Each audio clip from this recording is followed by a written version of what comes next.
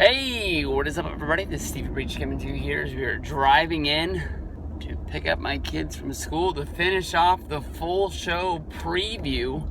So we're going to finish this off talking about the main event of WWE Survivor Series 2016. We got Goldberg versus Brock Lesnar. Today's an early release day. I'm sure everybody out there remembers the good old early release days. Maybe there's some people out there who still go to school that watch these videos. Honestly, I hope not.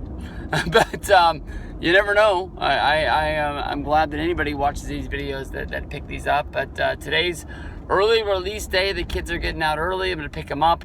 We're going to go get some ice cream later tonight. I don't know what we're doing for dinner, but the ice cream's the big main event. We're going to this place called The Parlor.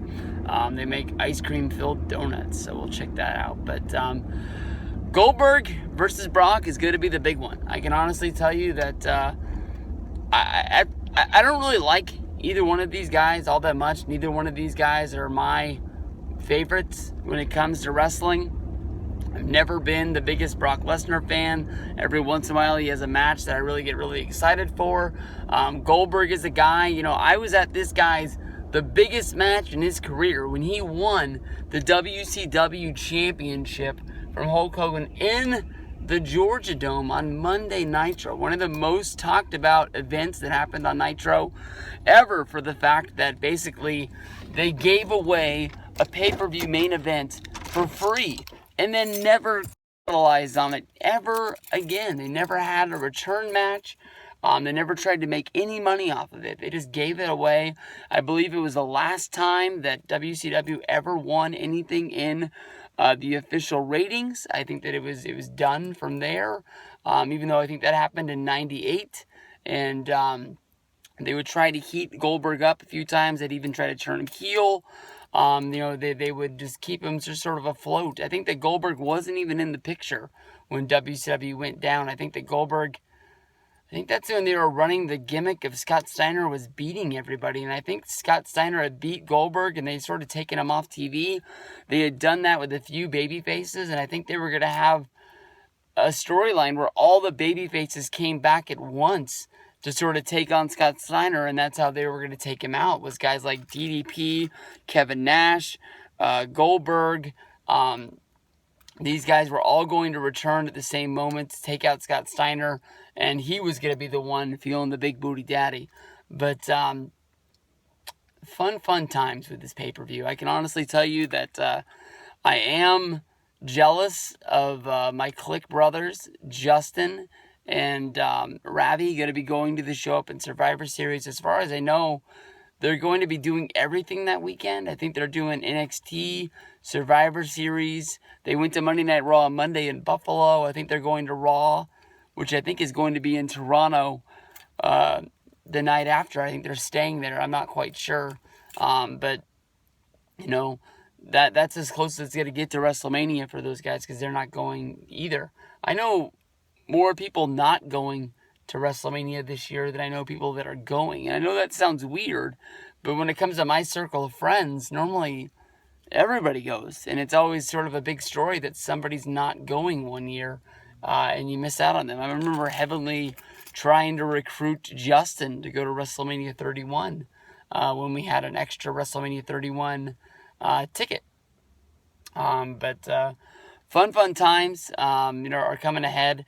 When I looked at Goldberg looked freaking jacked as hell. When Brock took his shirt off, honestly, I was sort of hoping that Brock would have left the shirt on. And I know that Brock can do a lot of training in a week, but I don't honestly remember Brock's gut being that big. That maybe it was because Brock wasn't wearing his fighting shorts, and maybe it was because Brock was wearing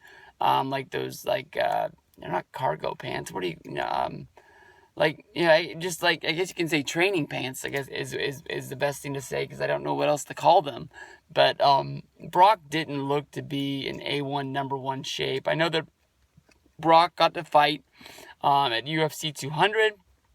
I know that Brock also got busted by USADA for having a bad drug test. I know that John Jones has fought against his. I know that Brock Lesnar had filed an appeal against his.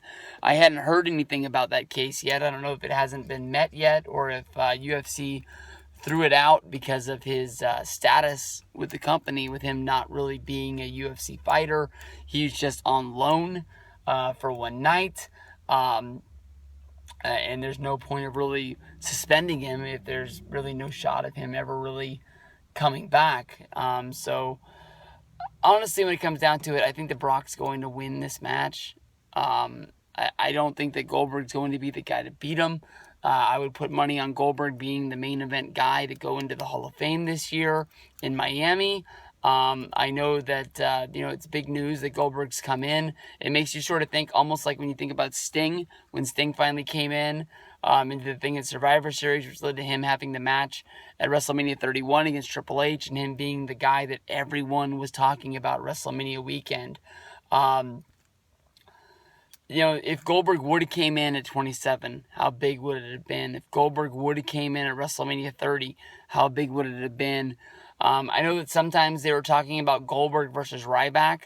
That doesn't seem like it would have been as big as it could have been. I know that was a rumor for WrestleMania 32 that I think Goldberg, honestly, didn't have any part of it. It was probably Ryback that started it. But I'm glad that he's back. I'm glad that people are excited. I'm glad that people are talking about wrestling. It makes it a fun time to be a wrestling fan, and people are excited, even if it's not for something that you're really excited for. But here we are. We're not on the eve. We're almost on the eve of Survivor Series, with this only being Friday. But I can honestly tell you that I'm pumped for this show way more than I thought I was going to be. I can honestly tell you that when it comes down to it, I want to see the men's match. I want to see the main event. Everything else will sort of be filler. Even though the show is going to be 4 hours, I am excited for it. I don't know when I get off on Sunday. Maybe I'll fast forward through a little bit of the show if I get off late, if I get home at 9:30. But if I do get off at 5:30 or at 6:30, I can see myself sitting through whenever I get home and watching the rest of the show, even if I have to see the women's match or the tag match, stuff like that. But this could be a damn good show. Take Brock in the winner, though.